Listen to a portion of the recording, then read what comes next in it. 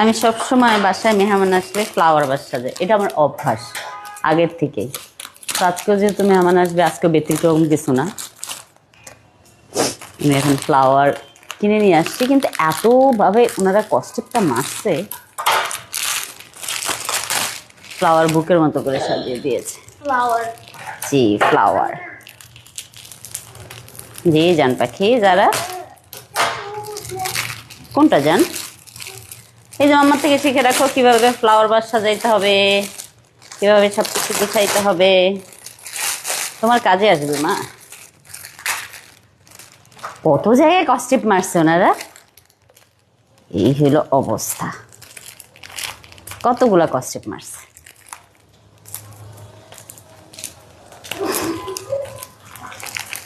কতগুলো। ও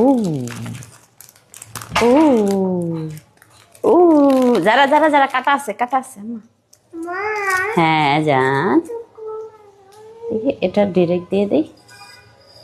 ভালো লাগতেছে? মা খারাপ লাগতেছে না। এখানে কয়েকটা মরা পাতা আছে, পাতাটা সরিয়ে দিতে হবে। মাথা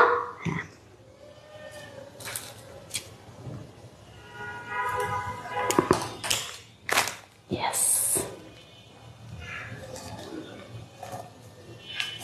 মা জি জান।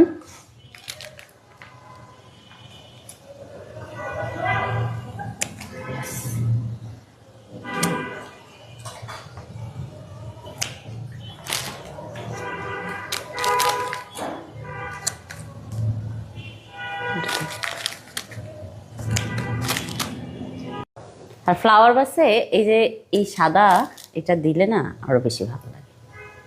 মনে হয় এটা ফ্লাওয়ার বাসটা স্বয়ং সম্পূর্ণ হয়েছে, তাই না? এরকম ফিল হয়। এতগুলা লাগবে না, এতগুলা কেন আনছে? শুধু শুধু টাকা খরচ হয়েছে। যারা এটা ফু দিচ্ছে ভাবছে এটা কি কাশফুল ভাবছে। সুন্দর হয়েছে না ফ্লাওয়ার বাসটা? সেটিং এরও একটা বিষয় আছে, বুঝছেন? আপনার সবকিছু পারফেকশনের একটা বিষয় আছে। Yes yes. যে যারা বুড়ি এভাবেও রাখা যেতে পারে, কিন্তু এভাবে সুন্দর বেশি এই অ্যাঙ্গেলে। চলো ডান। আমরা কয়েকটা আরো ছোট এটা দিতে পারি না? যারা তুমি কি বলো? আমার মেয়ে এখনো একটু বড় হয় নাই যে ওপিনিয়ন দিবে।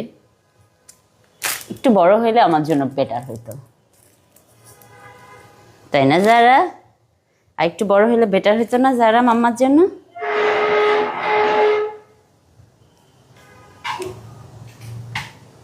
ডান। ফ্লাওয়ার ভাস কিছু না, সুন্দর লাগতেছে। High five, good job. চলো।